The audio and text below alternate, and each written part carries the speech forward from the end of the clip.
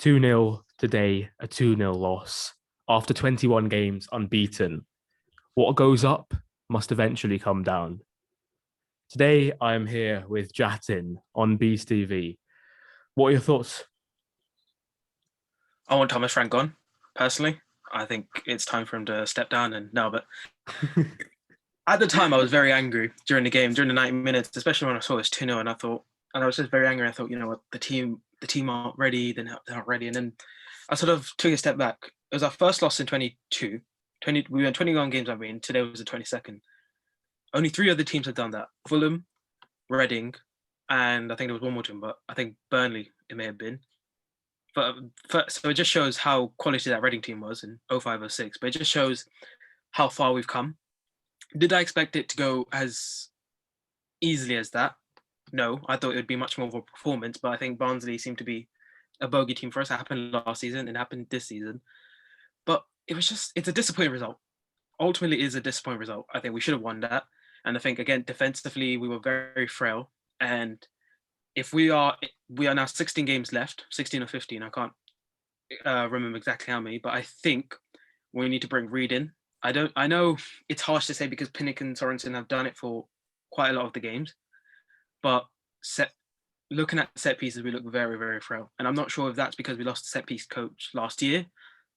In my mind, I think we lost the set piece coach last year and we started to go down from there. That's when the record started to go. We started conceding more corners. That's where, Raya had his incident in the playoff finals when we lost the set piece coach. If I'm getting that right anyway. But I think Reed is the replacement for Pontus in terms of experience. Because I think, whilst I think Pinnock is experienced, he's not got the years of experience that Reed will have in terms of managing games and just dealing with it. And I think it was very poor. I don't know. It's hard to put my words on it because it's the first time we lost in a while and it's not something I've had to think about. But defensively, we look frail right now. And I think if we want to push it, if we want to keep pushing towards the top two and even win the league, then I think we maybe need to bring Reed in.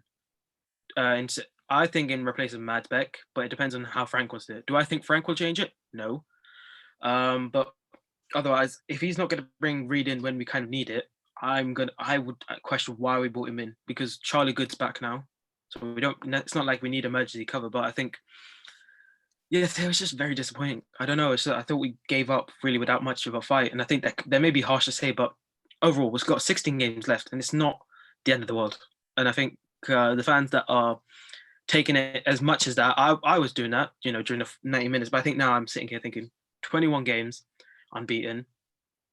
We've got a long way to go. If this was 3 or 4 games left, I'd be fuming because I'm thinking, what are you doing? You're chucking away all your hard work. But having said that, I'm saying, let's not get ahead of ourselves. And, it's only one loss. I've also got to be concerned that is this the start of a pattern of, downfall? Is this going to be the start of, that decline? Because I always take that one loss, then you just start to decline. But overall, I'm disappointed, but it's the one loss. We have plenty of time to go. We do have plenty of time to go. Yeah, a lot of games remaining. I mean, the thing is, for me personally, a loss was due. We've been conceding first too many times. We've been conceding from crosses too many times. And we just got lucky that our attack is so good and our midfield play linking up to the top is so good that we managed to escape. We've seen us conceding so many times. I think the statistic was for however many games we've played and won, we've only got one clean sheet in the last 10, 15 games. And that just shows that a loss was coming and a loss is coming. But like you said, will this be a spiral of losses to come? But it's QPR next. And as the commentators were saying, if there's any game to spike up the motivation, any game to get us up and continue the momentum, it is QPR. But what do you think about the future, our next few games? Will we continue losing or do you think we can get it back up? We need that momentum. It depends because you obviously had QPR's next, and I said in a few group chats that QPR is the perfect game for us to bounce back because, it's a derby. It's, the players should be up for it. And if they're not up for it, then I'd be concerned. But obviously, we won't know until we see the next game. We'll always be left wondering whether this is the spot. Is this the start of a run that could cost us promotion and see us stay in the playoffs, or whether this was just a blip and we continue moving on? But it depends on I think we'll find out. The game's at 7:45. We'll find out about 6:45 whether it'll be the start, because we have to see what team he puts out. If he puts out the same defense, then I'd be very concerned, because I'm thinking you've just seen in the past 4 or 5 games, or even more than that, even with the stat you said, that a defense of pivot double of Pinnock and Madsbeck Sorensen doesn't seem to work. I don't know why, because Pinnock looks like he's just lost. He doesn't look the same as he was next to Pontus, and Madsbeck is not there yet. He's a very good cover, but I don't think he's ready to sit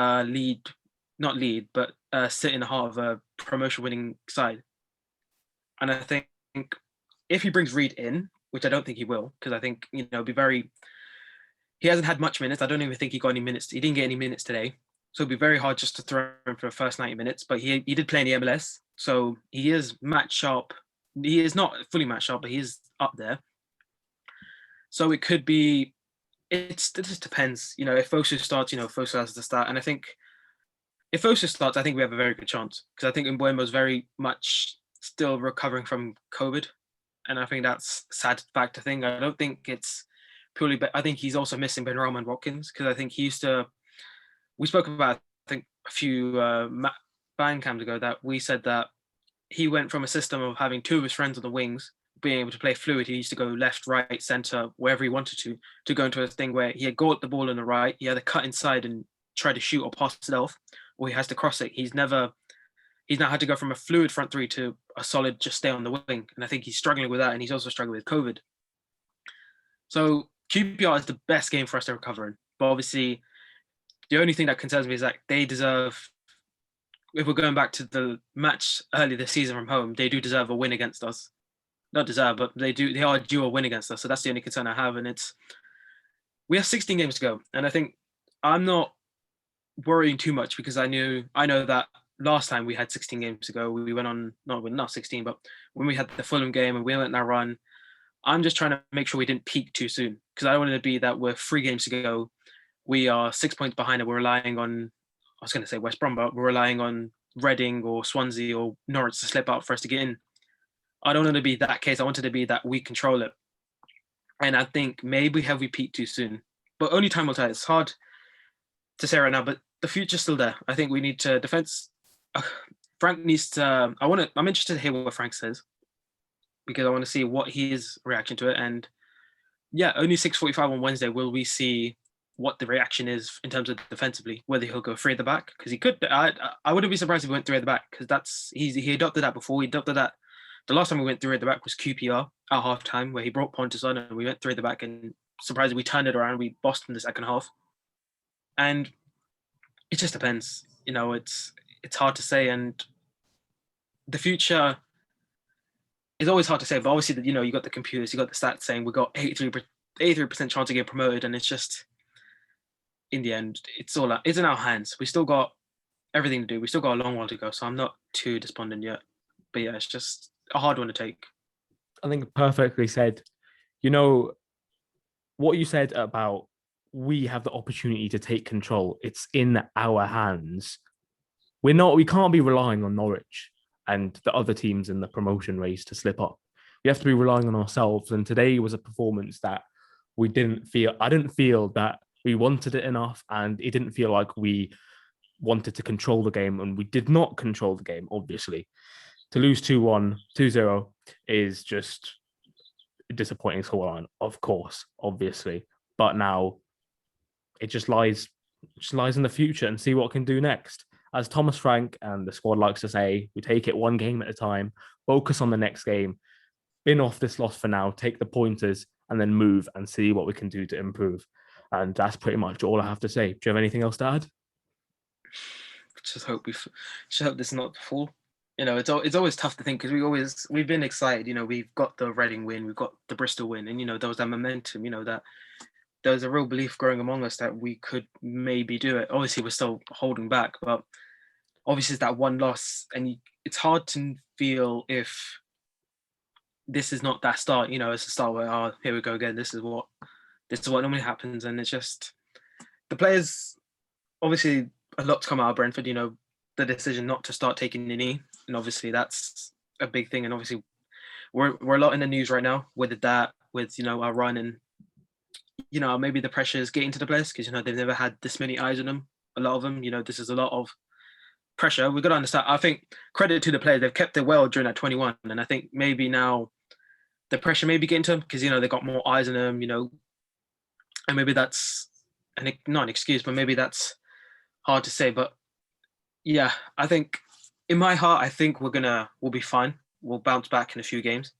But I just hope they don't ruin that 21 games of work in about 3 or 4 games, because that could easily happen. If we go a draw, if we go winners in our next 5, for me, that ruins the entire last 21, because now we could be potentially 6, 7, 8, 9 points behind top 2.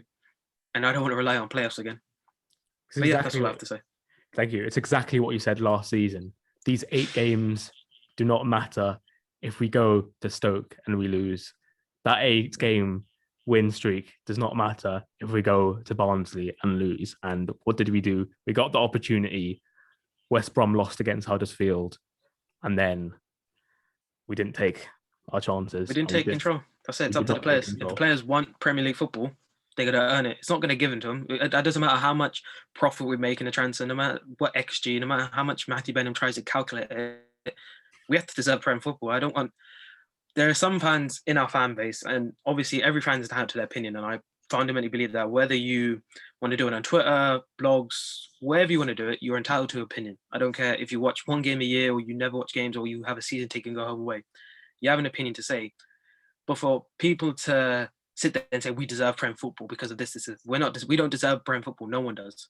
It's not a divine right for anyone. And it's hard for us we don't deserve Prem football. It's not a given right. We have to earn it. And if in this next 16 games, we don't prove we earn it, then we have nothing. Then we can't blame anyone but ourselves. We can't blame refs. We can't blame anyone, because in the end, it's down to ourselves. Leeds, the perfect example is Leeds. Because they, not last season, the year before that, they had the playoff loss against Derby. They went down. The next season, they dusted themselves off. They went through it. Obviously, they strengthened the squad. They went again, and they won the league quite convincingly. And they just did that. They said they don't deserve. They knew they did deserve the Prem, but you know what? They dusted themselves off. They worked bloody hard for it, and you know what? They deservedly won the league title. And I think we need to show that we deserve. Do the players really, really want and deserve Prem football? And that's what they got to start showing now in these next few games. But it's hard. We've got to move on. I think that's just all we can say. It's just a rough day at the office. Thank you. Thank you very much, Jatin, for coming on this show. A lot of great points. And as we say, it's moving on to the next game. Thank you very much for watching BeesTV. Make sure to subscribe, and goodbye.